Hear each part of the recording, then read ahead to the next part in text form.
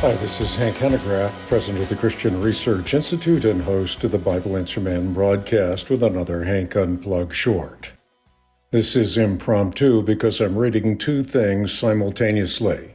I'm reading a book titled Why We Are Restless, a book on the modern quest for contentment.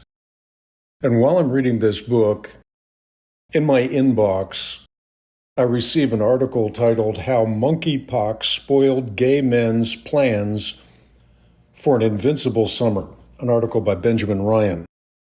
And in the article, over 100 gay, bisexual, transgender, and queer men from across the United States of America talk to NBC News about the sex that they never had as a result of monkeypox.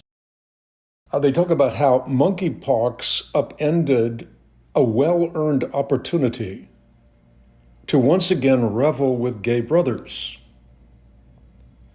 In the article, we hear about how resurgent sexual liberation earned through hookup apps made meeting sexual partners as convenient as procuring a takeout.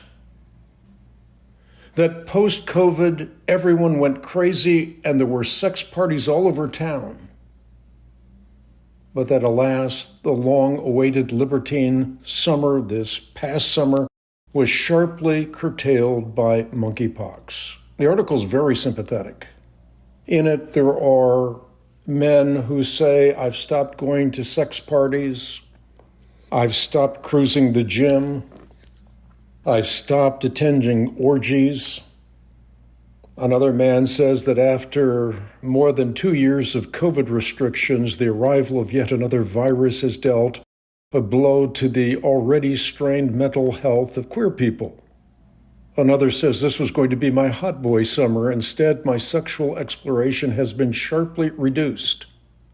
Yet another says that the very name monkeypox evokes a racist trope that will only worsen over time, a debilitating racist trope against the libertines of our culture that just want to enjoy themselves. And that's what all of these men have in common. They have accepted the notion that fleeting pleasure is a substitute for solid happiness. They have bought the lie that permissiveness will make them happy, that voyeuristic curiosities will make them whole. But at the root of all of this is a materialistic worldview, a worldview that denies transcendence, a failure to recognize that a thinking being is of necessity more than merely material. Why are we restless? We're restless because so often we see the world as merely molecules in motion. And if we are mere molecules in motion, everything is permissible.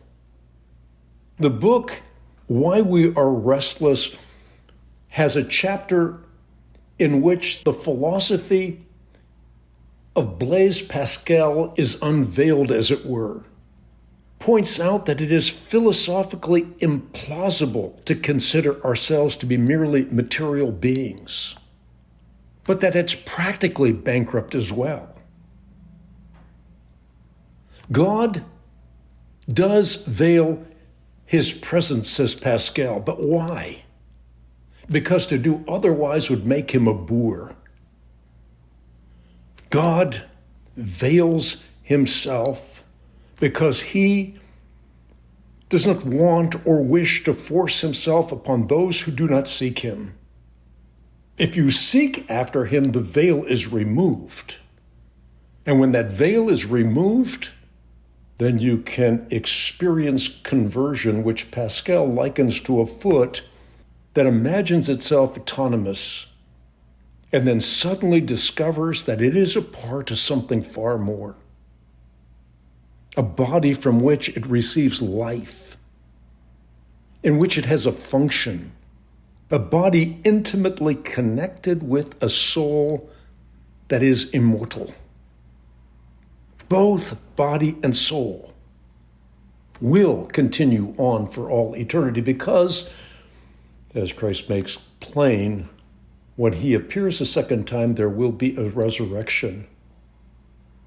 And we will live in immortal, imperishable, incorruptible bodies with him for all eternity, or conversely, apart from him for all eternity. Thus Pascal's wager. Why would we not bet $1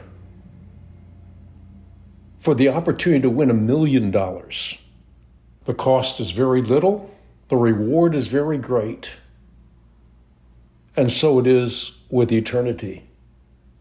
If we take a moment to consider the reality that we are thinking human beings, and thinking human beings cannot be material or merely material, then we will open a doorway to exploring the one who created us for something far grander. And then perhaps the invincible summer that these men in this article had hoped for will become an immortal longing that only can be satisfied by the Father, Son, and Holy Spirit, who not only created us in his image, but created us to become God-like. I'm enjoying the book. It's kind of interesting that the article came in while I'm reading the book. So here's my impromptu take on the two of them as they coalesce in my mind. And I thank you all for tuning in.